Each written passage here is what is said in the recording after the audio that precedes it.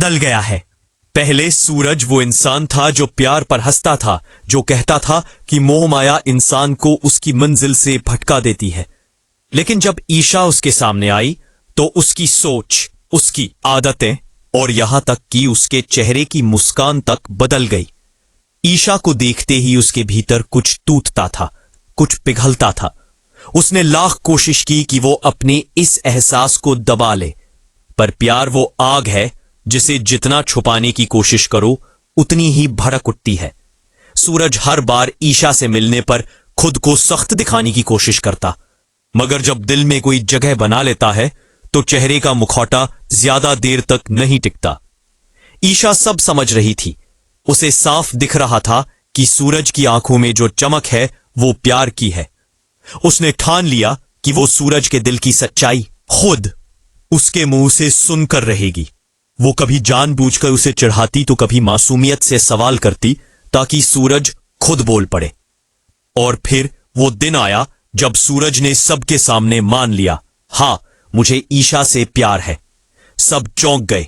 ईशा की आंखों में खुशी थी, होठों पर मुस्कान, लेकिन तभी सूरज ने कहा, अगर बाबूजी यानी ईशा के पिता गुलाब सिंह इस रिश्ते को नहीं माने दे तो वह अपने प्यार का बलिदान दे देगा। यह सुनकर ईशा का दिल टूट गया।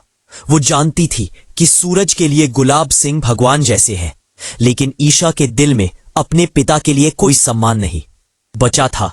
उसने देखा था कि कैसे उसके पिता ने अपने फायदे के लिए दूसरों की जिंदगियां बर्बाद की है, कैसे उन्होंने मासूम चेहरों के पीछे अपनी चालें चली है।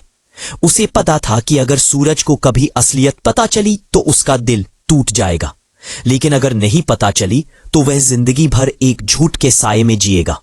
ईशा ने ठान लिया कि अब वह अपने पिता का असली चेहरा सूरज के सामने लाकर रहेगी। उसने सबूत इकट्ठा करना शुरू कर दिया, चुपचाप, बिना किसी को बताए।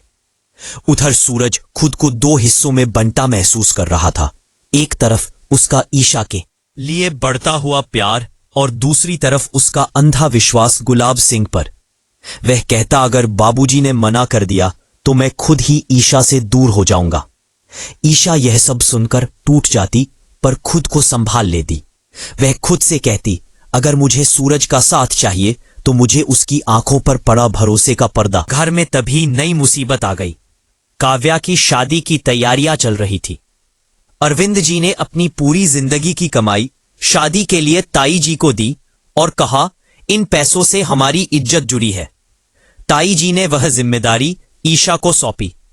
ईशा ने पैसों को सुरक्षित रखने के लिए उन्हें नई वॉशिंग मशीन में छिपा दिया ताकि किसी की नजर ना पड़े। लेकिन रिया सब देख चुकी थी। रिया जो आरव को चाहती थी और काव्या से उसकी शादी रोकना चाहती थी। उसने तय कर लिया कि वह यह शादी होने नहीं देगी। रात में जब सब सो गए, रिया ने मशीन से पैसे निकाल लिए। अगली सुबह जब ईशा ने देखा तो उसके होश उड़ गए, पैसे गायब।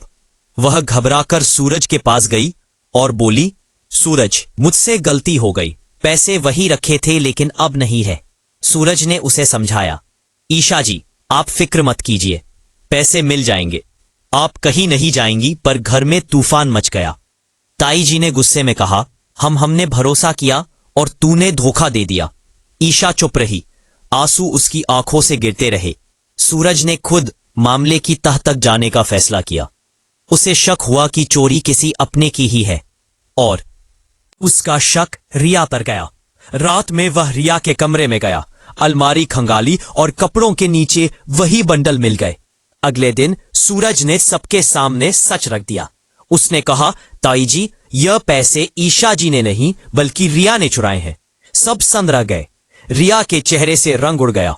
ताई जी ने गुस्से में उसे धक्के मारकर घर से निकाल दिया और बोली, जब चैन नहीं मिलेगा। रिया गुस्से से कांपती हुई बाहर चली गई, लेकिन जाते जाते उसने कहा, मैं इस घर को कभी खुश नहीं रहने दूंगी। ताई जी ने ईशा से माफी मांगी। बेटा, मुझसे गलती हो गई, मैंने तुझ पर शक किया। ईशा ने मुस्कुराया, कोई बात नहीं ताई जी, सब ठीक हो जाएगा। सूरज ने उसकी आंखों में देखा और बोला, आप हर बार दूसरों की गलती पर भी मुस्कुरा देती हैं।